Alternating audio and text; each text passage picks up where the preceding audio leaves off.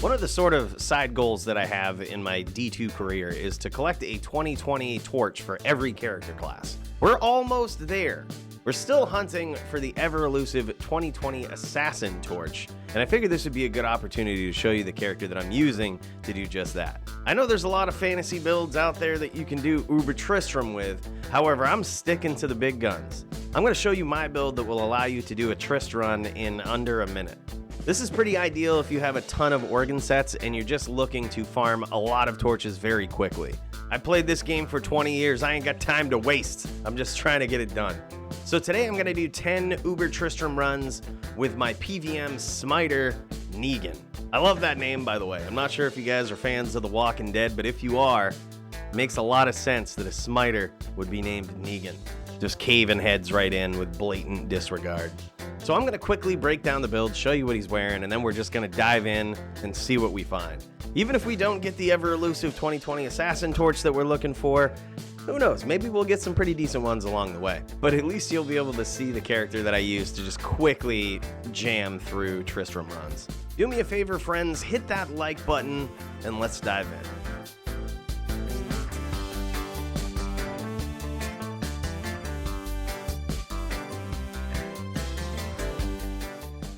I'm sure many of you are familiar with an Uber Tristram Smiter, so I'm just going to run through my spin of this very quickly, and then we're just going to dive into 10 runs and see what we get. There's been an age-old debate of people that use Uber Tristram Smiters asking what is the better weapon. Is it Grief Phase Blade or is it Last Wish Phase Blade? I'm here to settle the argument, my friends. It is Last Wish Phase Blade, especially if you're trying to get through runs really quickly and efficiently with the maximum amount of survivability. As you may know, the most important things on this are not just the 70% crushing blow on the weapon, but also the chance to cast Life Tap. This is my only piece of Life Tap on the build. A 10% chance to cast a level 18 Life Tap is actually a pretty high percent chance. You shouldn't really need much more than that. There's also a small chance to cast a level 11 Fade, and if that procs, it's game over for Uber Tristram. You just win. I use a very nicely rolled COA for my helm. I put two 15-15 jewels in this, 15 IAS, 15 all res. The +1 to skills and damage reduction is also very nice. I use Enigma for Ubers. Some people use COH. I just think it's overkill, and I like the ability to be able to teleport. It's also a huge boost to strength. And if you're one of those people that build your characters to exactly only have the stats that you need, I think there's no better armor than this right here. Some people use Exile. I actually used an upped Herald of Zakarum shield with a Cham rune in it. Using a Cham rune gives us Cannot Be Frozen, which makes it so we don't have to use a Raven Frost. That just opens up our ring slots for some better rings, which we'll get to in a moment. I use this rare amulet right here. That's for the +2 paladin skills, huge stat boost in dexterity, huge boost to life, and of course lightning resist really pays off in Uber Tristram. You'll notice in a moment that we have a lot of charms that give us resistances and a lot of items that bump up our resistances quite a bit. So even through a level 21 conviction aura, I don't need many other resistances. So in which case, I actually just put on Gore Riders for the boots. The +15% crushing blow is really good. You'll notice in some of these runs that it just wastes through the Ubers, no problem. I mean, within seconds, they're almost dead. Belt is pretty standard. We have Verdungo's Hardy Cord for the damage reduction, huge boost to life. My gloves, they have 20% IAS and 9% chance of crushing blow. This gives a total of 94% crushing blow on this build. So it's almost guaranteed every time you hit, they're losing a ton of life. With the rings, I just find the biggest boost to stats, life, and resistance that I possibly can and jam those on a couple of rings. And of course, on the swap, we have a CTA and a Pally Bow Spirit. As far as the inventory goes, I just try to fill it full of life resistance charms for the most part. Some of them obviously aren't. But whereas this is a PVM build, you really don't need to get too crazy. You also really don't need the charms that like a PvP Smiter would use. I rely on the crushing blow to beat out Ubers, so I don't necessarily need the plus to skills from the inventory. So I just take the safe route and fill the inventory with life resist charms. And of course, we have a Pally Torch and an Annihilus charm. The Merc, who gives a shit what he's using? He's probably dying anyway. And just taking a quick peek at the stats, I have just enough in strength and dexterity to use all of my items, and then we dump the rest into vitality. Some people might be thinking, 194 is overkill for strength. It's not when you do your weapon swap, and then you can still exactly wear Crown of Ages. In the rare event that we get killed with our weapon swap out and we couldn't pick up our body, that'd be bad.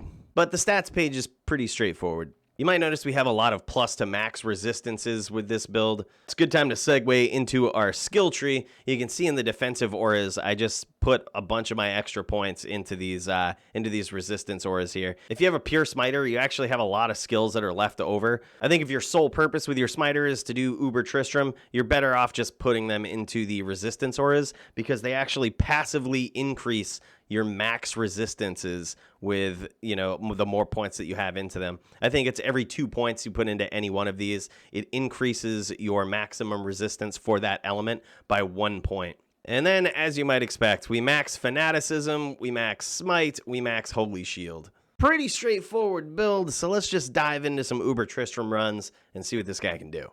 So for the first couple of runs here, I try to isolate Mephisto just to show you kind of what the resistances look like without Fade procced and under a level 21 Conviction Aura. The fire and cold resistance there was a little low, but it actually doesn't matter too much. The only one that you really need to be pretty prime is lightning resist, as you may know.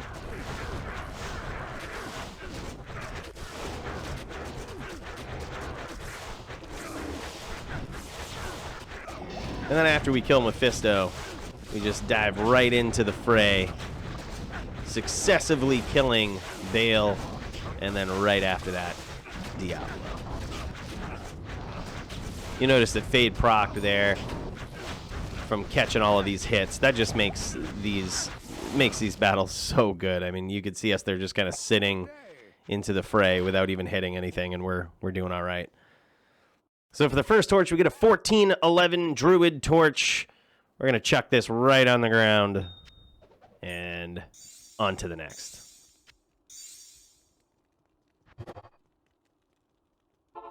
I can't.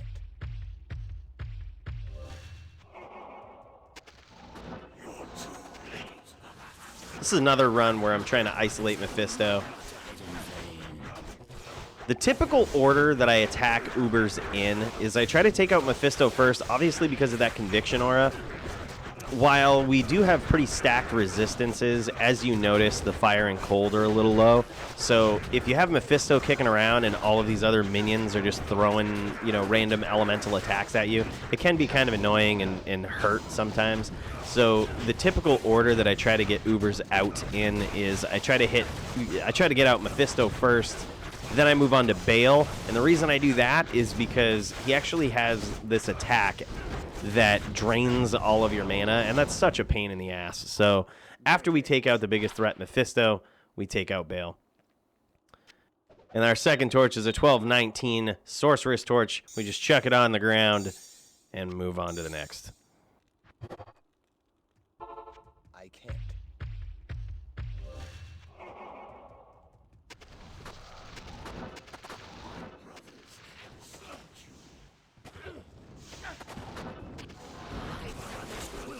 And at this point, after I tried to get Mephisto and lure him out of there, I just said, you know what? Fuck it. We're just going to go in. This guy's a tank.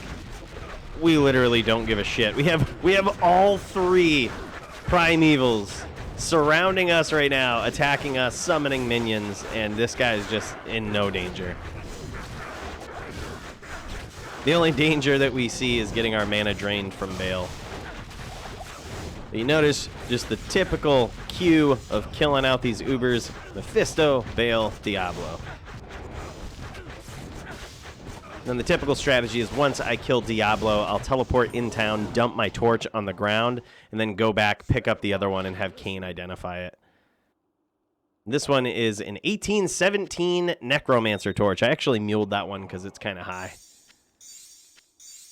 And we move on to the next run here. I like making the red portal right there because it's just super convenient. You got Kane right there to identify your torch. You got the portal right next to your stash. I just happen to like that area.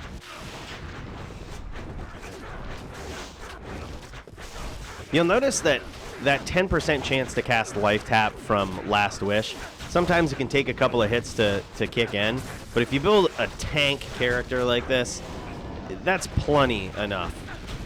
That is a plenty. That is a pretty GG chance to cast, and you're probably in no danger of dying, you know, before it actually does.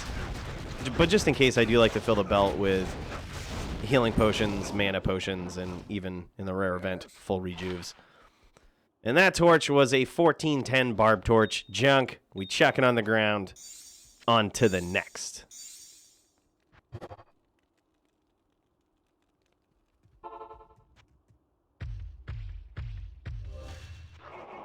You can see at this point we've given up any tact. We just teleport right in. Let these Uber bosses surround us. We don't give a shit. These guys are easy. I do like the challenge of building new builds to take on Tristram, but when you have one like this that just literally does not give a shit what's coming at it, and you can just run through organ sets like nobody's business farming torches, I prefer this build.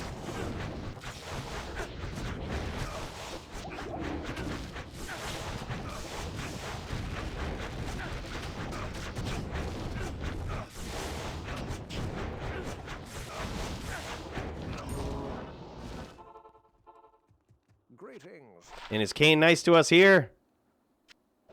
It's not so bad. 1817 assassin. We almost got there. We did mule that one. I like to mule torches that the collective combined stats are above 30. So like above a 15-15, usually I'll mule it. I've done so many damn Trist runs in my life at this point. My collection of torches is getting pretty high, so they have to meet a pretty high standard in order for me to keep them. If you're not on the Discord yet, though, I do give these torches away that aren't up to my par or up to my standards. So if you're a part of the Discord, just pay attention to the giveaways channel. Every once in a while, I'll just chuck these on the ground and let you know the game name.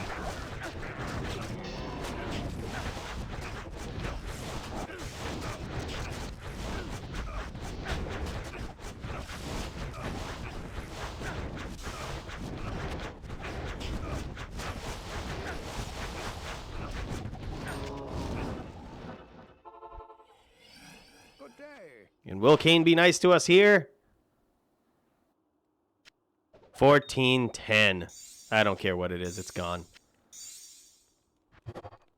Some people swear by Deckard Kane identifying their items. They think he gives better luck. I don't know how I feel about that. He sure as hell hasn't been too great to us so far.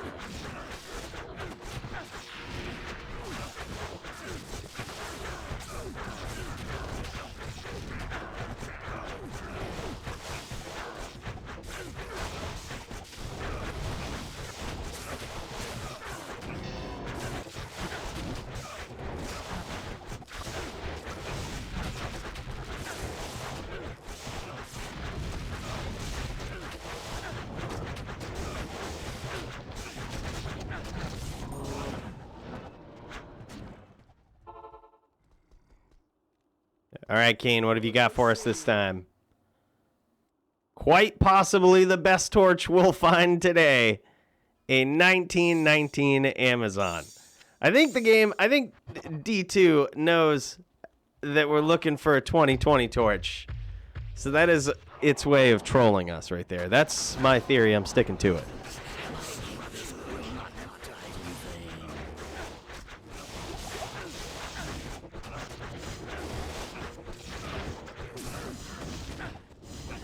But yeah, if you notice, these runs don't take very long at all.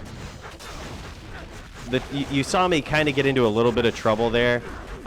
Mind you, that is with all of the minions and everybody surrounding you at once. Sometimes it can be hard to click on the boss's actual name, which is what you need to do with Smite. So if you're stuck into that pattern where it's hard to find the boss, sometimes you can take a little bit of damage. But the good thing about having them all surround you is once Life Tap casts once, it casts on all of them. So that curse is going to be there for a while. So as soon as you do find their name, you'll very quickly heal. Stay a while and listen. And this torch is a 1317 Paladin torch. We chuck it on the ground, let the Discord know, and we move on.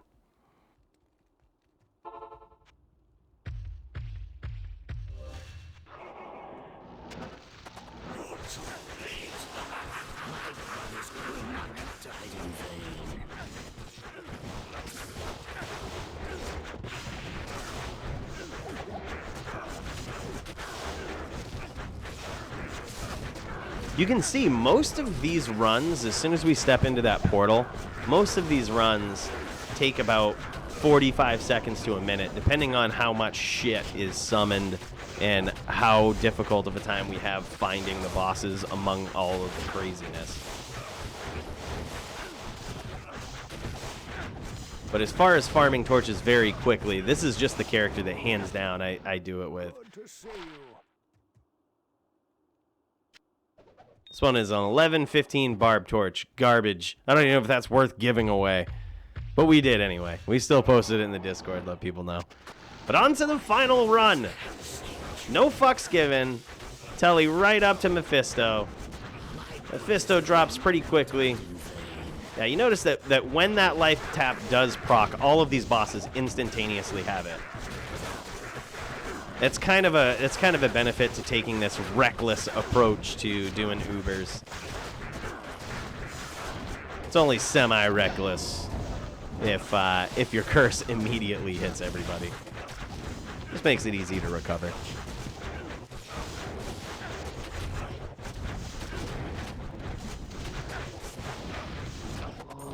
And Diablo goes down for the final time today. Our final torch is gonna be a 1610 Paladin torch. Well, we didn't get the 2020 torch that we were looking for, but man, we had some fun doing it. Like I said, this is the build that I use when I want to quickly farm Ubers and ain't got that time to waste. If you're not a part of the Discord yet, just check my About page on YouTube and you can find a quick link that'll get you there. Well, hey, I hope you enjoyed this video and I look forward to seeing you in the next one. Have a great week, everybody.